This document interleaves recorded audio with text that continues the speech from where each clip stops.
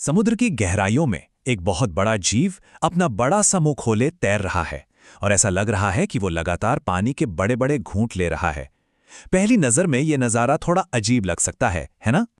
तो इसे देखकर किसी के भी दिमाग में सबसे पहला सवाल यही आएगा कि भाई आखिर ये मछली इतना सारा पानी क्यों पी रही है? क्या इसे बहुत जोर की प्यास लगी है? हाँ, देखने में तो बिल्कुल ऐसा ही लगता है कि ये बहुत ही ज्यादा प्यासी है। लेकिन रुकिए, कहानी में एक ट्विस्ट है। सच तो ये है कि ये प्यासी नहीं, ये भूखी है। जी हाँ, इसका पानी पीना इसकी भूख से जुड़ा है, प्यास से इसका कोई लेना देना नहीं है। तो चलिए मिलते हैं इस शानदार जीव से।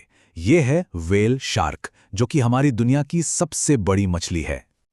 अब इसके खाने का तरीका समझने के लिए जरा सोचिए कि ये एक विशाल चलती फिरती छलनी है।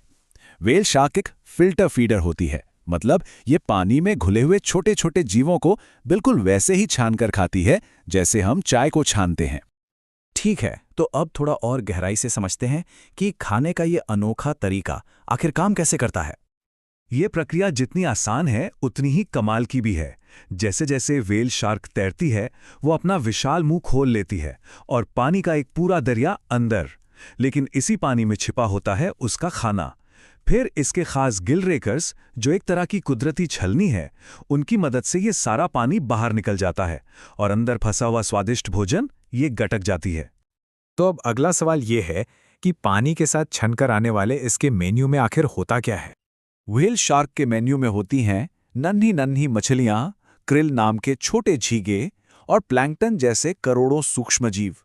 अब ये इतने छोटे होते हैं कि इन्हें एक एक करके पकड़ना तो नामुमकिन है, इसलिए फिल्टर फीडिंग ही इनके लिए एकमात्र और सबसे असरदार तरीका है। और यही बात हमें इस पूरी कहानी के सबसे जरूरी हिस्से पर ले आती है। व्हेल शार्क का पानी पीना कोई शौक नहीं है, बल्कि जिंदा रहने की एक मजबूरी है। मतलब ये इसके लिए कोई ऑप्शन या चॉइस नहीं है।